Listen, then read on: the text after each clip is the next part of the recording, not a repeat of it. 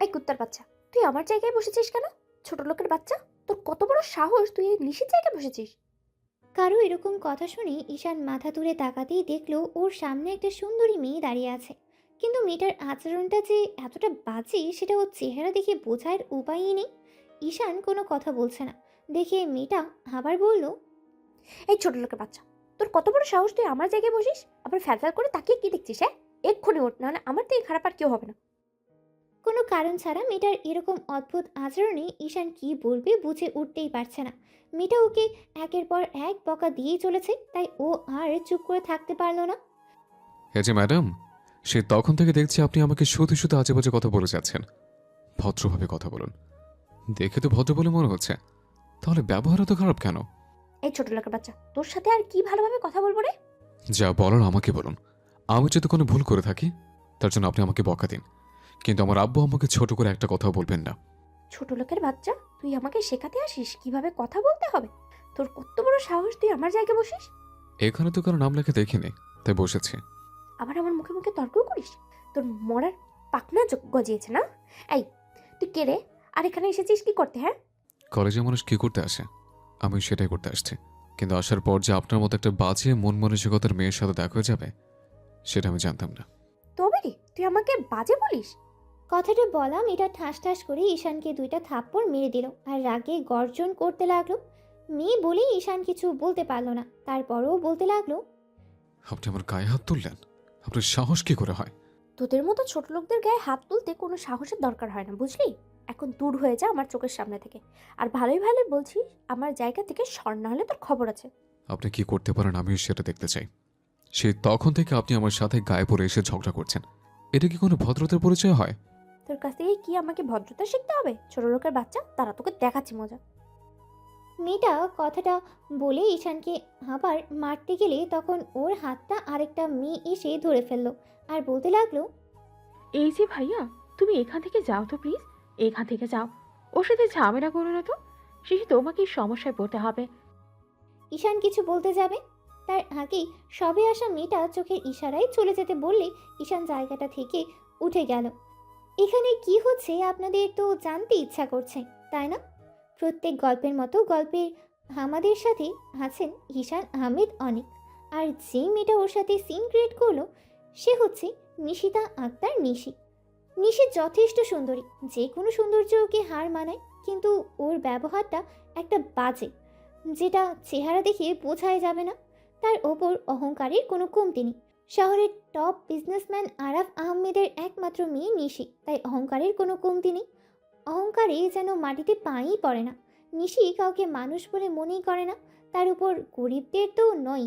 তো যে মেয়েটা এসে নিশিকে আটকে দিল ও হচ্ছে নিশির ফ্রেন্ড নীলা।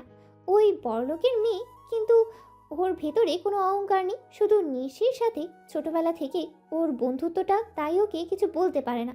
আসলে নিশি আগে এমনটা ছিল না, কিন্তু বড় হওয়ার সাথে সাথে কেমন যেন রাগটা অনেকটাই বেড়ে গেছে। তার ওপর মানুষের দু চোখে সহ্য করতেই পারে না। নীলার কথায় ঈশান উঠে গিয়ে তারপর পেছনের দিকটায় একটা জায়গায় বসলো। ঈশান অনেক গরিব ফ্যামিলির একটা ছেলে, ওর বাবা রিক্সা চালিয়ে কোনো রকমই সংসার চালায়। ওরা এখানকারই একটা বস্তিতে থাকে। আজকে কলেজের ফার্স্ট ডে, তাই কলেজে এসে একটা জায়গায় বসেছিল। আর এর মধ্যে কি হলো সেটা তো আপনারা জানেনই। তো ঈশান পেছনের দিকটায় গিয়ে বসে দেখলো ও যেই জায়গায় বসেছিল নিশিও সেই জায়গায় বসলো।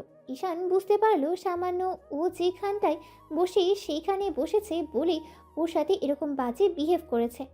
একটু পরে ক্লাসে স্যার আসলে তারপর সবাই দাঁড়িয়ে রেসপেক্ট করলো।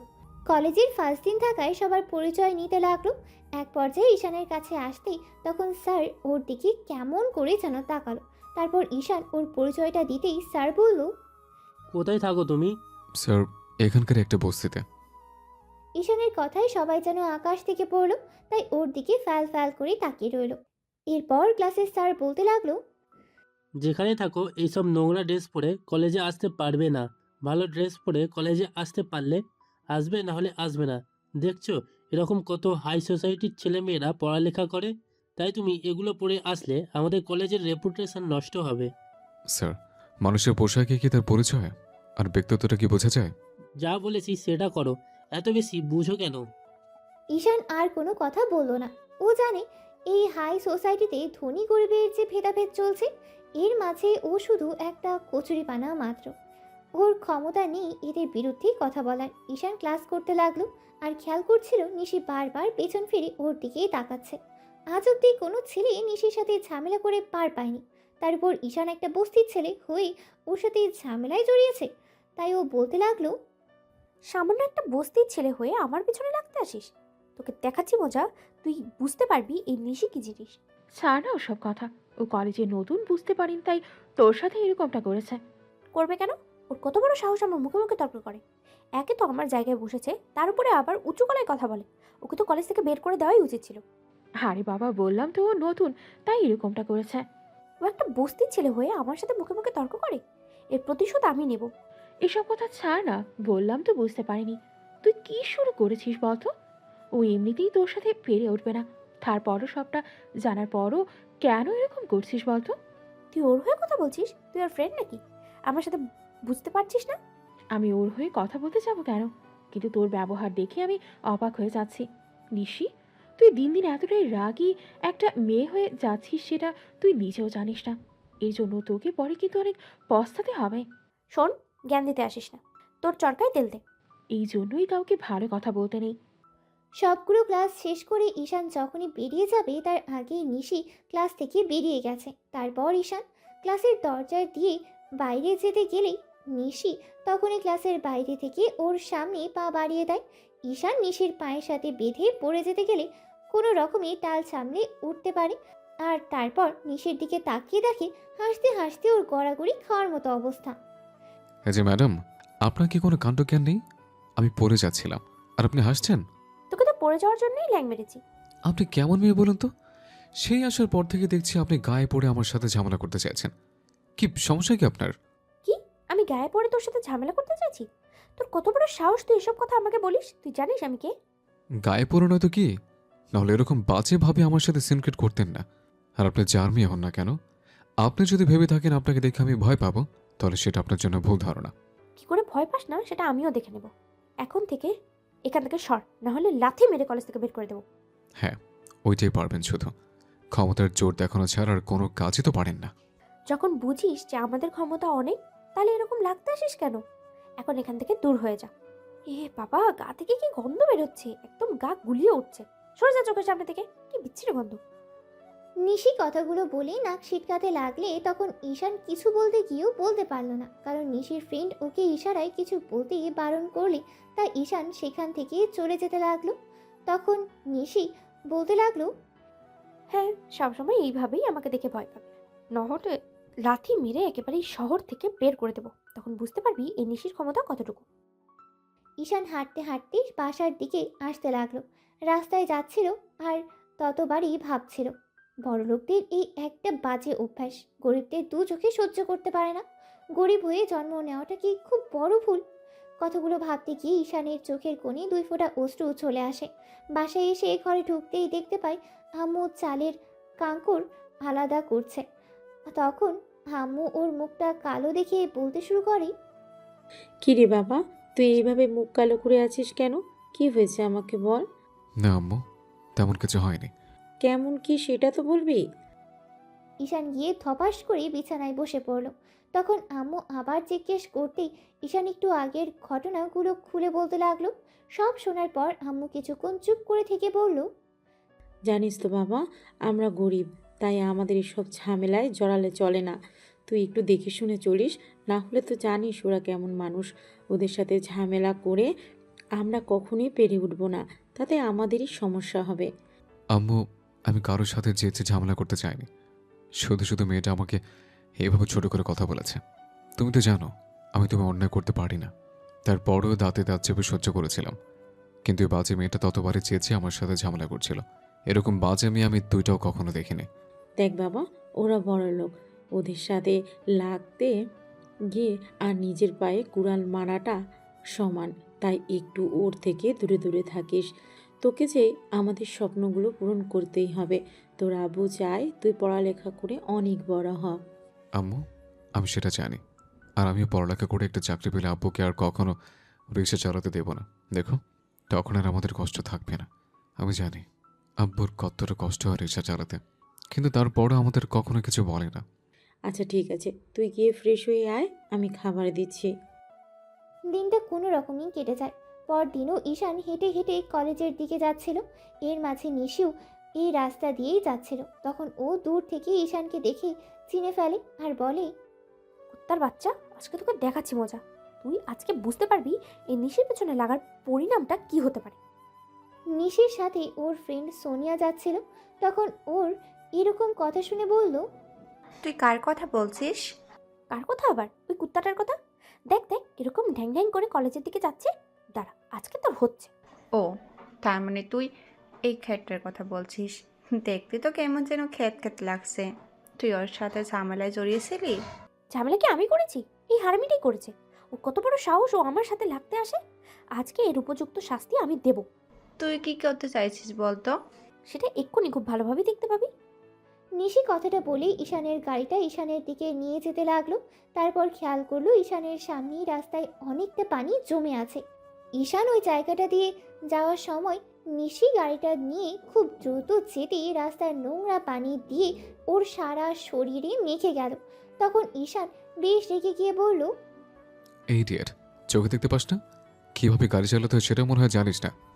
ঈশানের কথা নিশি স্পষ্ট শুনতে পেল। সাথে সাথে ও গাড়িটা থামিয়ে দিয়ে দ্রুত গাড়ি থেকে নেমে এসে সামনে দাঁড়ালে আরও বলতে লাগলো, কি বললি তুই? আমি ইডিয়েট? তোর কত বড় সাহস তুই আমাকে ইডিয়েট বলিস? ছোট লোকের বাচ্চা, তোর সাহস দিন দিন বেড়েই যাচ্ছে। তুই বলে যাচ্ছিস তুই কে আর কার সাথে লাগতে এসেছিস। আমি চাইলে কিন্তু তোকে এই শহর থেকে লাথি মেরে বের করে দিতে পারি। তখন বুঝতে পারবি এই নিশি কে। হ্যাঁ, ওইটা করা ছাড়া তো আর কোনো কাজ করতে পারো না। শুধু সবসময় মানুষের পেছনে লাগতে আসো। কি সমস্যা কি তোমার? সমস্যা আমার না, সমস্যা তোর। তুই উল্টো আমার পিছনে লাগতে এসেছিস। আমি কোনো ভুল করিনি। আমার জানা মতে আমি আপনার পেছনে কখনোই লাগতে আসিনি। কালকার থেকে দেখছি কলেজ আসার পর থেকে আপনি বারবার শুধু আমার সাথে ঝামেলা পাকিয়েছেন। এটা কি আপনার জন্মগত অভ্যাস নাকি গরিবদের মানুষ বলে মনে হয় না? হ্যাঁ, মানুষ, তাও আবার তোর মতো একটা ছোট লোক কখনোই না। শোন, তোর মতো ছোট লোকদের আমি মানুষ বলে মনে করি না। দেখেন, বারবার ছোট লোক বলবেন না। এই ছোট লোক কিন্তু চাইলে অনেক কিছু করতে পারে, সেটা আপনারা ধারণা করতে পারেন না। কি করবি রে তুই? কি করবি? হ্যাঁ, তোদের মুরদ আমার জানা আছে। তুই আমার কিচ্ছু করতে পারবি না। উল্টো আমি চাইলে তোদেরকে এখান থেকে তাড়িয়ে ছাড়তে পারি। তাই যা বলার সাবধানে বলবি। এখন দূর হয়ে যা চোখের সামনে থেকে। বাবা কি গন্ধ গা থেকে। ছি, থু। সবটা তো তোমার জন্য হয়েছে। এখন তোমার গায়ে লেপটে দিই ময়লাটা। বলে ঈশান নিশির দিকে এগিয়ে যেতে গেলে ও বলল, কুত্তার বাচ্চা, আমি তোকে দেখে নেবো। তুই একটাবার কলেজে আয়, তোকে দেখাচ্ছি মজা। যা বলো না আমাকে বলো। আমার আব্বু আম্মুকে না আর একটা বাজে কথা বললে ভালো হবে না কিন্তু। কি করবি রে তুই? কি করবি? উল্টো আমি তোকে এই কলেজ না শহর থেকে ছাড়িয়ে দেবো। যা করার করে নিও। তুমি কি করতে পারো আমি সেটাই দেখে নেব। সেই কালকে থেকে তুমি আমার পেছনে লেগে আছো, তার উপর বারবার আমার আব্বু আম্মুকে টানছো। তাই শেষবারের মতো বললাম, ভুলেও ওনাদের কিছু বলবে না। কি ছোট লোকের বাচ্চা, তোর সাহস তো! আমি কি তোর মতো নাকি যে আমি তোর পেছনে পাকামি করব? আর বললে কি করবি? হ্যাঁ, কি করবি তুই? যে কিছু করতে পারবি না সেটা আমি জানি। হ্যাঁ, ভালো ভালোই বলছি। এখান থেকে চলে যা। যেটা হবে সেটা শুধু দেখে যা তুই। নিশি ঈশানের দিকে তেড়ে গেলে তখন নিশির বান্ধবী এসে ওকে আটকে দিল আর বলতে লাগলো, আরে কি পাগলামি করছিস? তুই কি ভুলে গেছিস ও একটা বাজে ছেলে, একটা বস্তির ছেলে? ওর সাথে লাগতে যাওয়া আর না যাওয়া সমান কথা। ও আমাদের সাথে কিচ্ছুতেই পেরে উঠবে না। চল এখান থেকে, ওকে পরে দেখে নেব। আরে যাও যাও, যেমন তুমি তেমন তোমার বান্ধবী, একদম অহংকারে ভর্তি। যত সব, মানুষদের মানুষ বলে মনে হয় না, তাই না? একদিন তুমি এরকম ভাবে সবার সামনে অপমানিত হবে, তখন তুমি বুঝবে অপমানিত হতে কেমন লাগে। আমি তোকে দেখে নেব। ফোন একটা ছবি তুলে দেব, তাহলে খুব ভালোভাবে দেখতে পারবে। ইউ! সোনিয়া নিশিকে নিয়ে গেল আর ঈশান ওকে কিছুক্ষণ বকা দিতে লাগলো। বাজে মেয়ে কোথাকার। সেই কালকে থেকে দেখছি, আসার পর থেকে আমার পেছনে লেগেছে। তোর কখনো ভালো হবে না। ঈশানের সম্পূর্ণ শরীরে রাস্তার নোংরা পানি লেগে গেছে, তাই আর কলেজে যেতে পারলো না। বাসায় যেতে আম্মু ওকে এই অবস্থায় দেখে বলতে লাগলো, কিরে বাবা, তোর এই অবস্থা কি করে হলো? কোথাও পড়ে গেছিলি নাকি? আম্মু আর বলো না, ওই পাশের মেয়েটার সাথে রাস্তায় দেখা হলো, আর যেটা কাজ সেটাই করলো। গাড়ি দিয়ে রাস্তার ময়লা পানি আমার শরীরে লাগিয়ে দিয়েছে। বাবারে, তোকে বারবার বলছি ওই মেয়েটার সাথে লাগতে যাস না। ও ওর সাথে আমরা কিছুতেই পেরে উঠব না। ওরা চাইলে অনেক কিছু করতে পারে, আমরা যেটা পারি না। তাই শুধু শুধু ওদের সাথে ঝামেলা করার কি দরকার? আম্মু, তুমি খুব ভালো করে জানো আমি কারোর সাথে লাগতে চাই না। আর আমি তো তোমাকে বলেছি, কালকে থেকেও আমার পেছনে লেগে আছে। আজকে ইচ্ছে করে ময়লা পানিটা আমার শরীরে লাগিয়ে দিয়েছে। ও চাইলে আসতে যেতে পারত, কিন্তু সেটা করেনি। শয়তান মেয়ে, ওর কখনো ভালো হবে না। ওর ভেতর শুধু অহংকারে ভর্তি। তবুও তুই একটু সাবধানে থাকিস আর ওর থেকে দূরে দূরে থাকার চেষ্টা করিস। এখন যা, এই কাপড় চোপড়গুলো ছেড়ে আয়। সেদিন বিকালে ঈশান বিছানায় শুয়েছিল। তখন বন্ধু মেহেদি ফোন দিলে ও ফোনটা রিসিভ করতেই ওপাশ থেকে বলতে লাগলো, কিরে, কোথায় তুই? আর কয়েকটা দিন যাবৎ দেখা করছিস না। তার উপর অন্য কলেজে ভর্তি হয়ে কি বড়লোক হয়ে গেলি নাকি? আরে না না, কি বলিস? বড়লোক হতে যাবো কেন? আসলে মন মেজাজটা ভালো নেই, সেজন্য দেখা করতে পারছি না। মন মেজাজ ভালো নেই মানে? কোথায় তুই? এখন নদীর পাড়ে চলে আয়, সব ঠিক হয়ে যাবে। আমরা কয়েকজন আছি, আড্ডা দিলে সব ঠিক হয়ে যাবে, আয়। আচ্ছা, আসছি। ঈশান নদীর পাড়ে চলে গেল। গিয়ে দেখলো মেহেদি আর ওর কয়েকটা ফ্রেন্ড বসে আছে। ওদের মাঝে বসতেই মেহেদি বলল, আসুন আসুন মহারাজ, বসুন। আপনার জন্য এতক্ষণ ধরে আমরা অপেক্ষা করে আছি। কি সৌভাগ্য আমরা আপনার দর্শন পেলাম। রাখতো, মজা করিস না। এমনিতে মন মেজাজ ভালো নেই, তারপর তোর এসব নাটক শুরু করেছিস। আরে বাবা, সেটাই তো জানতে চাইছি, কি হয়েছে বলো তো? বাড়ির সামনে দিয়ে সব ঘটনা খুলে বলল। সব শোনার পর মেহেদি বলতে লাগলো, বড়লোকের ছেলেগুলো যেমন তেমন মেয়েগুলো যা হয়েছে না, গরিবদের দু চোখে দেখতেই পারে না। যদি কখনো সুযোগ পায় না, কোনো বড়লোকের মেয়েকে পটিয়ে এমন দাও মারবো না, ওর বড়লোক বাবার ফেটে যাবে। তোর সবসময় বাজে কথা। এসব কথা বাদ দে তো এখন। এখন কি করা যায় এর সলিউশন বল। কি আর করবি, যেটা বললাম ওটা করার চেষ্টা কর। তুই কি পাগল হয়ে গেছিস? কিসব উল্টোপাল্টা কথা বলছিস? ওই অহংকারী মেয়ের সাথে প্রেম, তারপর আমি? এমনিতে সব ঝামেলার মধ্যে জড়াতে চাই না। আর দুদিন ধরে কলেজ যাওয়ার পর থেকে ও আমার পেছনে লেগে আছে। তার উপর যদি এরকম কিছু করি, তাহলে শহর ছাড়া করে ছাড়বে। আম্মু বলে দিয়েছে, ওর থেকে দূরে থাকি। তাহলে সেটাই কর, সেটাই তোর জন্য ভালো হবে। আমি বলি কি, ও যেদিকে যাবে তুই মোটামুটি ওর আশেপাশে থাকবি না। তাহলেই হয়তো। বড়লোকের মেয়েগুলো হচ্ছে খ্যাপা কুকুরের মতো, কখনো কামড়ে দেবে তার ঠিক নেই। তুই তো আর চাইলেও কামড়াতে পারবি না, তাই না? মেহেদির কথায় সবাই মিলে হাসতে লাগলো। তখন ঈশান বলল, শেষ পর্যায়ে ওদের একদম কুকুরের পর্যায়ে নামিয়ে দিলে। কি করব বল, ওরা তো আর আমাদের সুযোগ পেলে ছোট লোক থেকে শুরু করে কতদূর পর্যন্ত নামায়, তা তো তুই ভালো করেই জানিস। এই কয়েকদিনে হয়তো এর এক্সপিরিয়েন্সটা খুব ভালো হয়েছে। আরে বলিস না, এত বাজে বাজে কথা বলে যেগুলো সহ্য করা যায় না। মাঝে মাঝে মনে হয় কানের গোড়ায় কয়েকটা তেল লাগিয়ে, তাহলে হয়তো শান্তি হতো। যেটা মনে হবে সেটাই করবি, এতে আবার দেরি করার কি আছে? সে উপায় কি আর আছে আমাদের? আমরা তো রোদের সাথে পেরে উঠবো না, তাই না? আমি ভাবছি অন্য কথা। এই মেয়েটা আমাকে বারবার যেভাবে বিপদে ফেলতে চাইছে, তাতে আমার মনে হয় না বেশি দিন এখানে টিকতে পারবো।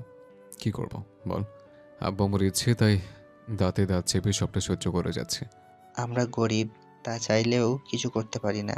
কত অপমান যে আমাদের সহ্য করতে হয় ঠিক নেই। ছাড় ওসব কথা। এখন বল, তোর কি খবর? কেমন চলছে দিনকাল? আর দিনকাল বলিস না, এই ঝামেলাটা নিয়ে সবসময় ভেবে পাচ্ছি না।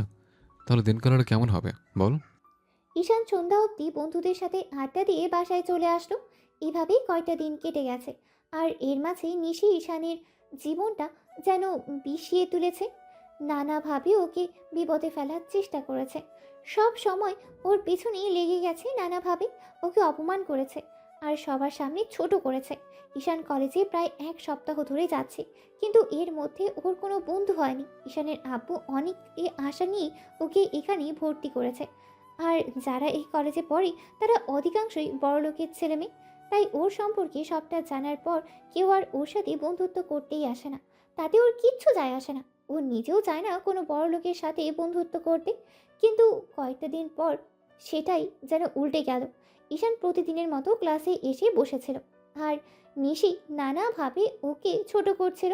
এর মাঝে ক্লাসে একটা হ্যান্ডসাম দেখতে ছেলে প্রবেশ করলো আর সবাই ছেলেটার দিকে তাকাচ্ছিল। আর মেয়েগুলোতেও যেন ওকে চোখ দিয়েই গিলে খাচ্ছিল। ছেলেটা এদিকে ওদিকে তাকাতে লাগলো। খেয়াল করলো সবাই ওর দিকে তাকিয়ে আছে। আর ও বসার জন্য ফাঁকা জায়গা খুঁজতে লাগলো। তারপর ও দেখলো একটা ছেলে সবার থেকে আলাদা একদম পিছনের দিকটায় গিয়ে বসে আছে। তখন ও কারোর পাশে না বসে গিয়ে ঈশানের পাশে বসলো। ঈশান ক্লাসের পেছন দিকটায় গিয়ে বসে, কারণ ওর সাথে কেউ বসতে চায় না। তো ছেলেটা বসতেই ঈশান ওর দিকে তাকালো আর ওকে দেখে অবাক হয়ে গেল, কারণ ছেলেটাকে দেখেই বোঝা যাচ্ছিল ও হাই সোসাইটির আর অনেক বড় লোকের সন্তান। ছেলেটাকে দেখেই ঈশান দূরে সরে গেল আর ও বলল,